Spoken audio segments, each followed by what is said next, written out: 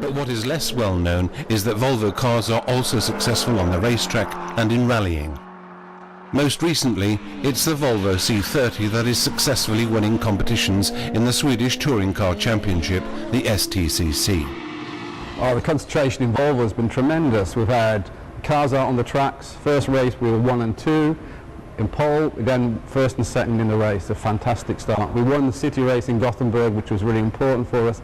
And best of all, behind the scenes, the publicity we're getting through the PR reports already in the first 2 races were better than the whole of last year. So the result of publicising this way has worked for us. Leading up to this year's season, Volvo engineers have taken advantage of the new Drive-E technology from standard cars in order to reduce wind resistance and thereby increase speed.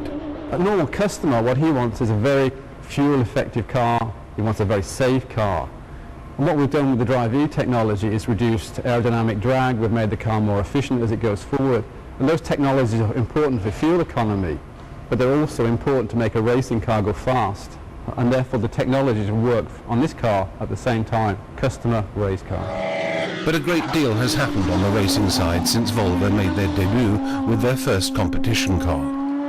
The year was 1928, just 1 year after the foundation of the company.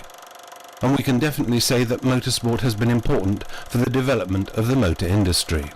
Volvo meant a lot for STCC.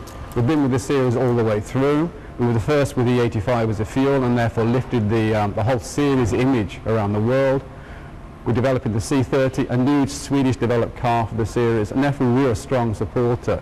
But also we've helped to promote STCC around the world. We've been to Thailand, we've been to England showing this car and the series it comes from. So we've meant a lot. And over the years it can be seen that Volvo has been relatively successful on racetracks around the world. In total they have won 3 European and 2 World Rally titles. There's also been a European title on the racetrack as well as a European title in rallycross. Amongst the many rallies that Volvo cars have won over the years, the RAC Rally in England, the Acropolis Rally in Greece and the Safari Rally in Kenya are amongst the most notable. This last event having been won by the Singh brothers in 1965. The most successful drivers include Sylvia Österberg, Evi Rosqvist, Gunnar Andersson, Carl Magnus Skog and Tom Trana. Motorsport's going to go to smaller engines, same amount of power but much better fuel economy. And if we can present those small engines in a good way to the public, they're going to be equally excited about those engines as they are about V8s today. The Volvo 343 wrote the next chapter in Volvo's motorsport history. In 1977, Per Inge Valfridsson surprisingly drove home the Swedish Championship in rallycross, driving the 343. In 1979 too, Valfridsson was again crowned Swedish champion.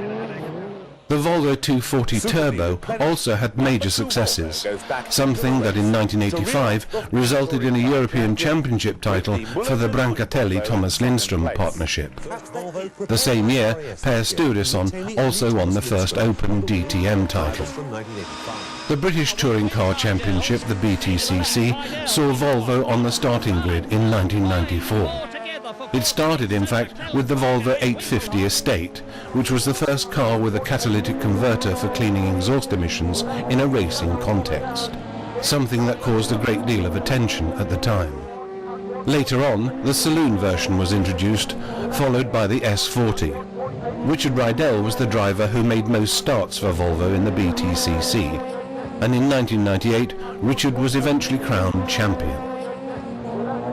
When we talk about motorsport in 2009, it's principally a question of the Swedish STCC and the Volvo C30 that is now run on environmental fuel, E85 ethanol, and that in the racing version develops more than 290 brake horsepower. Last year the C30 won 2 races and was the 3rd best make of car overall. This year, naturally, the goal is to achieve even better results.